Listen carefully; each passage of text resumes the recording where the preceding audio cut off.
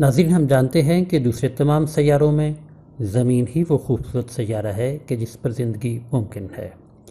اس کی آب و ہوا زندگی کے لیے موزوں ہے، لیکن بعض دفعہ ہم زمین پر زندگی کی کمزور گرفت کو محسوس کرنے میں ناکام ہو جاتے ہیں۔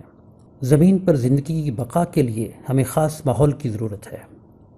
پودے، جن کے بغیر ہماری زندگی ناممکن ہے، اپنی نشو و نما کے لیے خاص درجہ حرارت کے متقاضی ہیں۔ اگر زمین کا درجہ حرارت کئی درجے بڑھ جاتا ہے تو پولز کی برف پگھل جائے گی، جس سے سمندری طغیانی کے نتیجہ میں خشکی پر سیلاب آ جائے گا۔ زمین کے گرد ہوا کا غلاف یا لیئر ہمیں کینسر پیدا کرنے والی شعاؤں سے محفوظ رکھتا ہے۔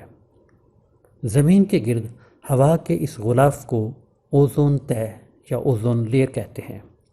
اس اوزون لیئر کو زمین پر خارج ہونے والی شعاؤں سے نقصان پہنچ رہا ہے۔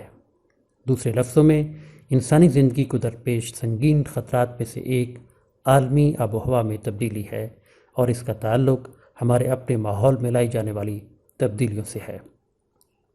ان تبدیلیوں کا لازمی نتیجہ عالمی درجہ حرارت میں اضافہ ہے، جو بعد میں سمندری پانی کی سطح میں بلندی اور بارشوں کے نظام کے درہم بھرم ہونے اور مزید آگے چل کر ہماری انسانی خوراک کی ضروریات کو پورا کرنے میں مشکلات کی شکل میں آئے گا۔ اس سے نہ صرف نوع انسانی مشکلات سے دوچار ہوگی، بلکہ قدرتی نباتات اور دوسرے جانور بھی اس بدلتے ماحول کے مطابق اپنے آپ کو نہ ڈھالنے کے سبب ختم ہو جائیں گے۔ ناظرین، عالمی درجہ حرارت میں اضافے کا سائنسی تجزیہ پیچیدہ اور متنازع ہے۔ زیادہ سائنسدان اس 21ویں صدی میں درجہ حرارت میں اضافے سے متفق ہیں۔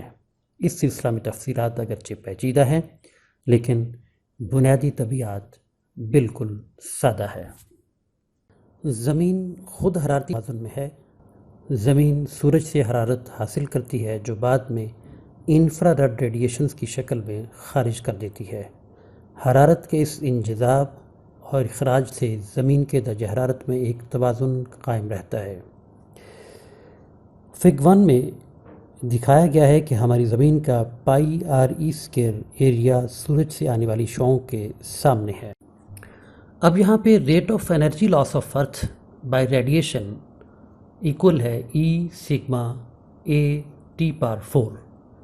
یہاں پہ ای ایمیسیوٹی آف میٹیریل ہے، اور اگر ہم یہ کہتے ہیں کہ ارتھ ایک بلیک باڈی ہے تو اس کے لیے ای ویلیو 1 ہوگی۔ سگما اسٹیفن بولٹزمین کانسٹنٹ ہے، a surface area of earth ہے، اور ٹی ٹیمپریچر ان کیلون ہے۔ اگر دوسری ایکویشن کو دیکھا جائے، energy gained by earth which is equal to pi R E square S, یہاں پہ R E radius of earth ہے اور ایس ایفیکٹو سولر انٹینسٹی ہے۔ ان دونوں ایکویشنز کو اگر ایکویٹ کیا جائے تو ٹیمپریچر کی value which comes out to be equal to s over 4 sigma whole power 1/4، اس میں s اور سگما کی ویلیو پٹ کی جائے تو ہمارے پاس ٹیمپریچر کی ویلیو آتی ہے 255 کیلون، جو کہ فردر ایکول ہے -18 ڈگری سیلسیس۔ ناظرین، ہم نے بات کی کہ سورج سے زمین کی فضا میں آنے والی شعاؤں کی مقدار پائی آر ای اسکوائر ایس ہے۔ یہاں ایس اکائی رقبہ میں سورج کی توانائی ہے، اور زمین کی فضا سے اوپر اس کی ویلیو 1.4 کلو واٹ فی مربع میٹر ہے۔ اس میں سے 30% سورج کی روشنی واپس خلا میں چلی جاتی ہے، لہذا زمین کی فضا میں آنے والی روشنی کی شدت 960 واٹ فی مربع میٹر رہ جاتی ہے۔ شکل نمبر 1 میں دکھایا گیا ہے کہ زمین کے تمام رقبہ 4 پائی آر ای اسکوائر سے شعاؤں کا اخراج ہو رہا ہے۔ اگر زمین سے شعاؤں کے اخراج اور انجذاب کو سامنے رکھا جائے تو ہم نے ابھی کیلکولیٹ کیا کہ زمین کا درجہ حرارت -18 ڈگری سینٹی گریڈ ہونا چاہیے، لیکن زمین کا average temperature 14 degree centigrade ہے۔ اب یہ 32 ڈگری سینٹی گریڈ کا فرق کہاں سے آیا، اسی کا ہم جواب تلاش کرتے ہیں۔ زمین کی فضا میں موجود گیسیں اپر ایٹماسفیئر سے انفرارڈ ریڈیشنز ایبزارب کرتی ہیں۔ یہ گیسیں ان ریڈیشنز کا کچھ حصہ زمین پہ بھیج دیتی ہیں اور باقی واپس خلا میں، لہذا زمین کا ٹیمپریچر ان گیسوں کی موجودگی میں بڑھ جاتا ہے. ہم اسے گرین ہاؤس ایفیکٹ کہتے ہیں، اس لیے کہ انفرارڈ ریڈیشنز کو ایبزارب کرنے والی گیسیں گرین ہاؤس شیشے کی طرح عمل کرتی ہیں. وہ آنے والی ریڈیشنز کو تو زمین پر آنے دیتی ہیں، لیکن واپس اوپر جانے والی ریڈیشنز کو روکتی ہیں، جس کے نتیجہ میں ٹیمپریچر عام سے بڑھ جاتا ہے. ویورز، یہ اچھا ہے کہ زمین پہ گرین ہاؤس ایفیکٹ موجود ہے. اگر یہ اثر نہ ہوتا تو زمین ناقابل برداشت حد تک ٹھنڈی ہو جاتی. سیارہ مریخ پہ گرین ہاؤس گیسوں کی معمولی مقدار موجود ہے، لہذا یہ پلینٹ زمین کے مقابلے میں بہت ٹھنڈا ہے. دوسری طرف گرین ہاؤس ایفیکٹ قابو سے باہر بھی ہو سکتا ہے، جیسے پلینٹ وینس کا ٹیمپریچر ایک اوون کے ٹیمپریچر سے زیادہ ہے.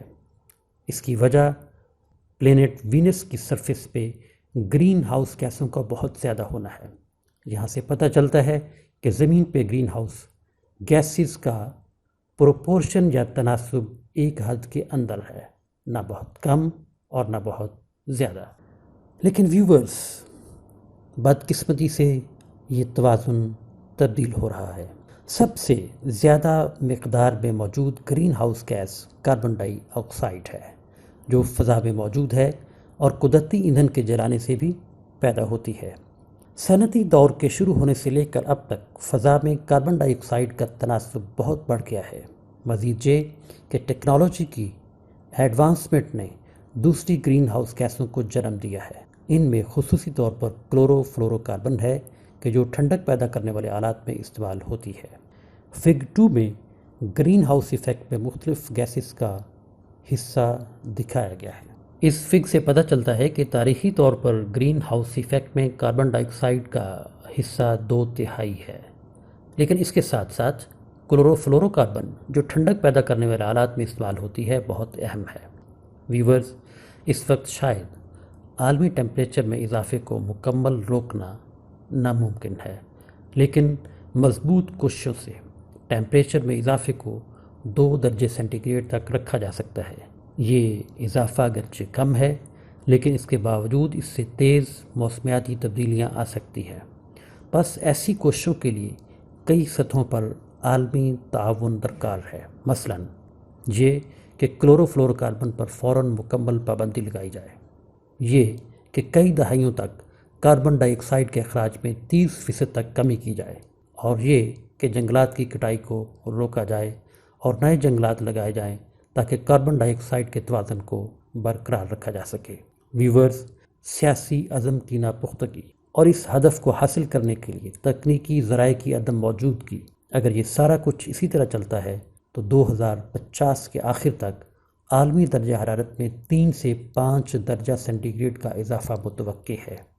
یہ اضافہ بظاہر اتنا زیادہ نہیں، لیکن اس سے زمین پہ آنے والی ماحولیاتی تبدیلیاں اب تک کے مقابلہ میں سینکڑوں گنا زیادہ ہو سکتی ہیں.